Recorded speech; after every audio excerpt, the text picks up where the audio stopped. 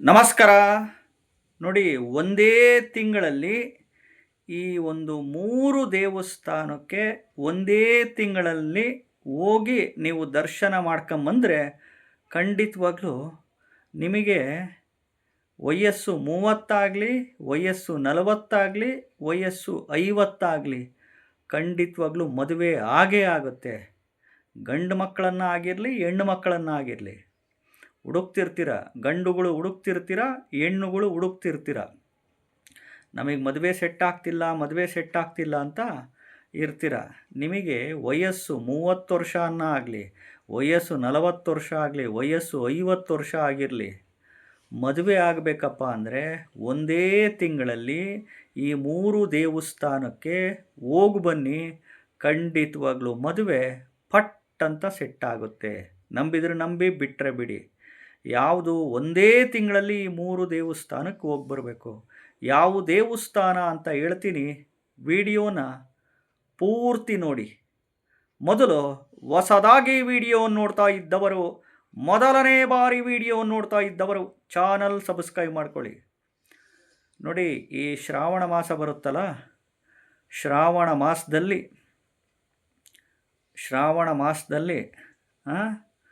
ಈ ಶ್ರಾವಣದ ಮಾಸದ ತಿಂಗಳಿನಲ್ಲಿ ಈ 3 ದೇವಸ್ಥಾನಕ್ಕೆ ಈ ಒಂದೇ ತಿಂಗಳಲ್ಲಿ ಹೋಗಿ ಬನ್ನಿ.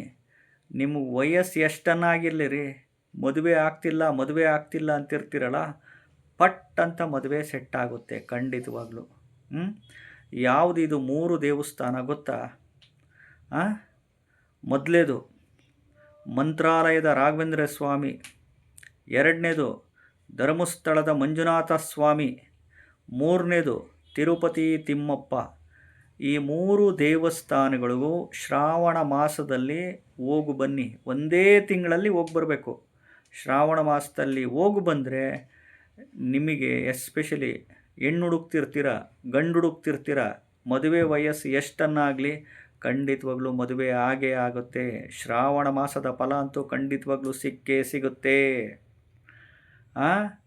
ಮದುವೆ ಆಗಬೇಕಪ್ಪ ಅನ್ನುವವರು ಸಿಕ್ಕಾಬಟ್ಟೆ ನೋಡ್ತಿರ್ತೀರ. ಎಷ್ಟು ಗಂಡು ನೋಡಿದ್ರು, ಎಷ್ಟು ಹೆಣ್ಣು ನೋಡಿದರೂ ಸಿಗ್ತಿಲ್ಲ, ಸೆಟ್ ಆಗ್ತಿಲ್ಲ, ಮದುವೆ ಸೆಟ್ ಆಗ್ತಿಲ್ಲ ಅಂತಿರ್ತೀರಲ್ಲ.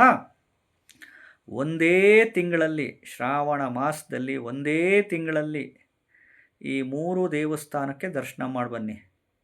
ಒಂದೊಂದು ವಾರದಲ್ಲಿ ಒಂದೊಂದು ದೇವಸ್ಥಾನಕ್ಕೆ ಹೋಗಿ ಬನ್ನಿ. ಒಂದು ವಾರ ಮಂತ್ರಾಲಯಕ್ಕೆ ಹೋಗಿ ಬರ್ರಿ, ಎರಡನೇ ವಾರದಲ್ಲಿ ಧರ್ಮಸ್ಥಳಕ್ಕೆ ಹೋಗಿ ಬನ್ನಿ, ಮೂರನೇ ವಾರದಲ್ಲಿ ತಿರುಪತಿ ತಿಮ್ಮಪ್ಪನಿಗೆ ಹೋಗಿ ಬನ್ನಿ. ಖಂಡಿತವಾಗ್ಲೂ ನಿಮಗೆ ವಯಸ್ಸು 30 ವಯಸ್ಸು 40 ವಯಸ್ಸು 50 ಖಂಡಿತವಾಗ್ಲೂ ಮದುವೆ ಸೆಟ್ ಆಗೇ ಆಗುತ್ತೆ. ಚಾನಲ್ನ ಸಬ್ಸ್ಕ್ರೈಬ್ ಮಾಡ್ಕೊಳ್ಳಿ, ವಿಡಿಯೋನ ಲೈಕ್ ಮಾಡಿ. ನಮಸ್ಕಾರ.